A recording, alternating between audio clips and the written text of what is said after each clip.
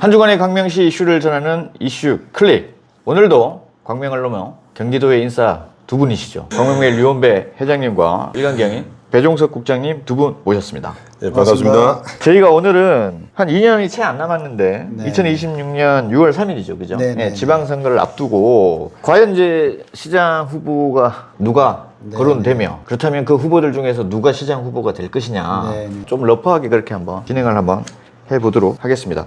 키는 그 두 분의 스탠스에 의해서 결정이 될 것 같은데요. 박승호 광명시장이 3선에 도전을 하느냐, 네. 그리고 이재명 당대표가 현재와 같은 당대표의 권한을 유지할 수 있느냐, 네. 이게 핵심인 것 같은데 민주당에서 거론되고 있는 후보들 상당하죠. 네. 그렇죠. 뭐 차천타천으로 좀 얘기 나오시는 분들이 한 14분 정도 되시는데 네. 박승훈 광명시장이 이제 3선 도전을 할 것 같고요. 만약에 이제 안 나오시게 되면 서일동 광명도시공사 사장이 권리당원이 많다고 출마하겠다라고 하는 얘기를 했다고 해요. 그리고 이제 김영준 자봉센터 소장, 이준희 전 의장, 양이원영 전 국회의원, 강신정 전 지역위원장, 김기춘 전 시의원, 김혜민 전 국회의원 예비후보, 김포중 경기도 호남향후 회장, 권세도 전 광명경찰서장, 임혜자 전 청와대 행정관, 안성환 시장, 또 이제 뭐 김남희 국회의원 그 보좌관도 네네네. 또 뭐 얘기가 있다라고 하는데 강용범. 강용범 씨가 뭐 네네. 한다고 하는 얘기를 뭐 다른 데서 저도 들은 것 같아요. 그래서 네네네. 총 한 14분 정도 됩니다. 별로. 국힘은 뭐 상대적으로 인원이 그렇죠. 적죠. 아니 뭐 더불어민주당보다는 숫자는 줄어드는데 네네. 최근에 들어와서 이제 갑자기 부상하고 있는 게 이제 김종호 경기도의원 그죠. 네. 원내대표가 하고 네네. 있고 계속 꾸준하게 거론되는 사람이 이제 김기남 광명갑 당협위원장, 권태진 전 당협위원장, 그다음에 광명을 전동석 당협위원장도 거론되고 있고요. 그다음에 심중식 전 의장도 거론되고 있고요. 최근에 와서 이제 대항마로 나오는 게 이제 광명어 시의회 김종호 그 부의장이 거론되고 있고 새로운 미래의 정대원 전 도의원까지 거론되고 있어요. 문제는 뭐냐면 두 분, 세 분하고 제가 통화를 한 적이 있었어요. 그랬더니 그분들이 저한테 전화하면서 뭐라 하냐면 왜 내 이름은 안 집어넣냐고 그랬어요. 기사 쓰는데. 제가 하도 웃겨가지고 더 이상 얘기를 안 했는데 자기 이름을 왜 빼냐고 그러고 하신 분도 계세요. 그럼 과연 이 사람들이 시장에 대한 마인드가 있는가 하는 생각이 드는 거예요. 솔직히 저는. 잊혀지기 싫어서 그런 거 아닐까요? 그렇죠. 주변에서 꼭 시장을 하고 싶어서가 아니라 정치인은 보고 말고 어떤 기사라도 언론에서 다뤄주기를 바래요. 그러니까 그렇기 때문에 그런 부분들에서 그 이름이 거론되는 순간 또 기대감을 또 가질 수도 있고 그렇죠. 하니까. 또 그분들이 뭐 여기서 제가 이제 좀 신랄하게 비판하는 게 절대로 자기가 나갔다는 소리 안 해요. 주위에서 나간다 그래. 주위에서. 누가 나가라고 했다니까 도대체는. 아니에요. 지금 내가 통화하신 전 시의원 누구라고 얘기는 안 하겠지만 K 시의원은 나 나가겠다고 얘기하셨어요. 네. 혹시 이름에 봄이 들어가시는 분 아니에요? 저희가 그러면 정리를 한번 해볼까요? 박승원 광명시장을 포함해서 갑을 쪽에서 어쨌든 양쪽 국회의원의 동의를 받고 이제 출마를 하게 되는 부분이잖아요. 양쪽 국회의원들이 뭐 동의가 안 되면 뭐 민주당 후보로 나올 수가 없는 상황이니까 갑 쪽에서 한 두 분 정도 고르면 뭐 김영준, 안성한 뭐 그 정도 요 정도고 수준일 을에서는 강현범이나 뭐 강신성 요 정도로 저는 네네네. 네 분 중에서 나오지 않을까라고 보고 저는 을 쪽에서 좀 차이가 있는데요. 네. 을 쪽에서는 제가 가지고 있는 얘기를 들으면 양기대 전 의원도 난 상당히 높다고 생각을 해요. 지켜봐야 되겠죠. 네. 아니 제가 오기 전에 양기대 의원하고 통화를 했어요. 그랬더니 전혀 아니다. 거론조차 하지 말아달라 이렇게 얘기를 하셨어요. 그러니까 뭐 그분은 꽤 빼는 게 맞는 것 같고요.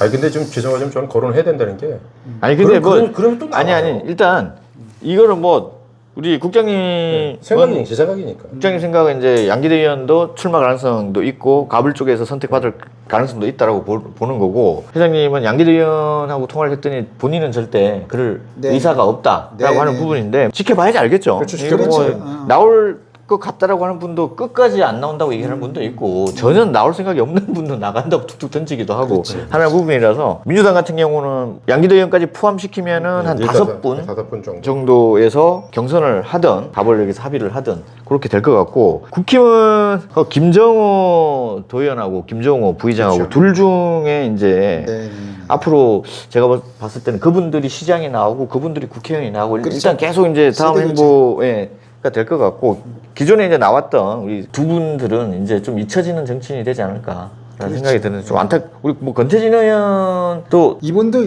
나이가 있으셔가지고 61년생이면 지금 올해 64 되는 거 아니에요. 네네. 되니까 뭐 이제 정로당 가셔서 거기서 회장하시고 제가 봤을 때는 2년 후에 경선까지는 갈 것 같아요. 그러니까 권태진, 김정호, 그다음에 김종호 요 세 분이서 뭔가 그렇죠. 경선 구도를 만들지 않을까라는 생각이 들고 중앙 정치 상황도 사실 예측하기가 힘들고 그렇죠.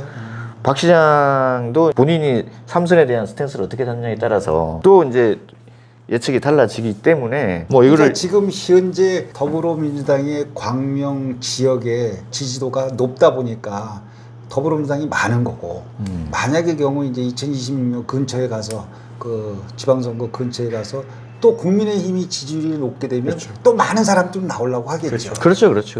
이재명 당대표가 지금처럼 당권을 계속 유지를 한다라고 그렇지. 얘기를 하면 저는 가장 가능성이 높은 후보는 안성환이지 않을까. 그리고 강용범 둘 중에서 뭔가 되겠죠. 네네.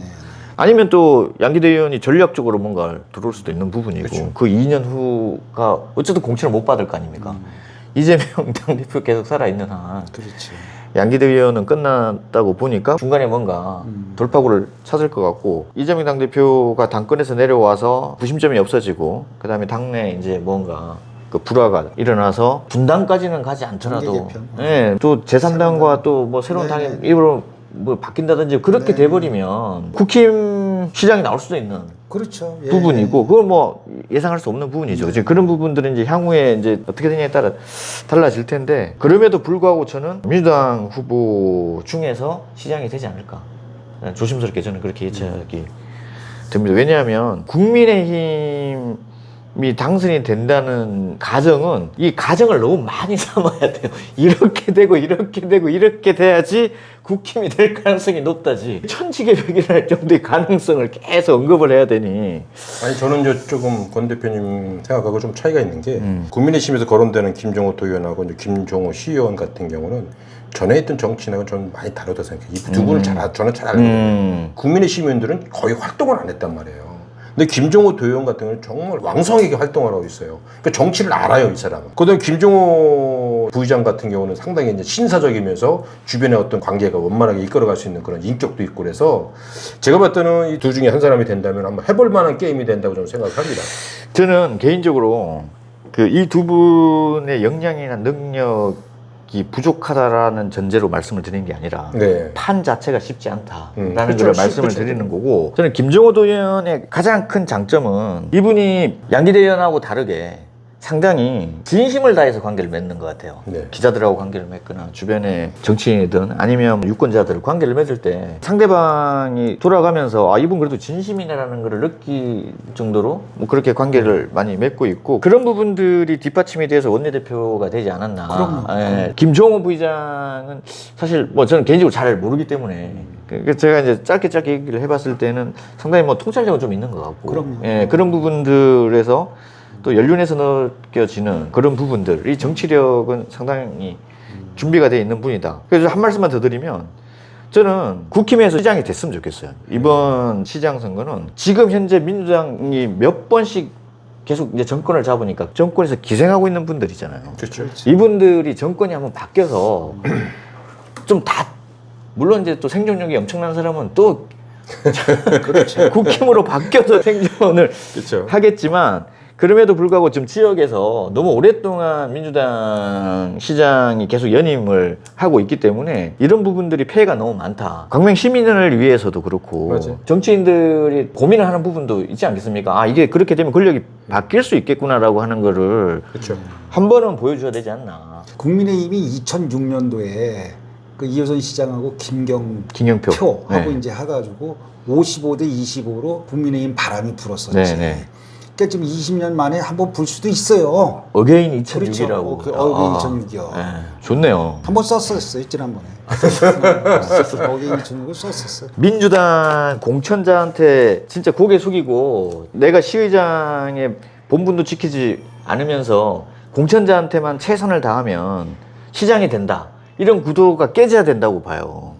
그래야 민주당 정치인들이 공천자가 절대적이지는 않구나. 내가 시민을 위해서 뭔가 인정받는 그리고 원칙 있는 그런 정치인으로서 시민들한테 그렇게 각인이 돼야 되는 부분들, 이런 부분들에 대한 고민이나 비중을 좀 높여서 그렇죠. 다음 스탠스를 준비를 하지 않을까. 그래서 저는 차기 광명시장은 김정호 도의원이나 김종호 부의장 두 분 중에서 한 분, 뭐 권태진 의원까지 포함하면 권태진 이 세 분 중에서 아름다운 경선을 해서 의계인 2006을 실현했으면 좋겠습니다.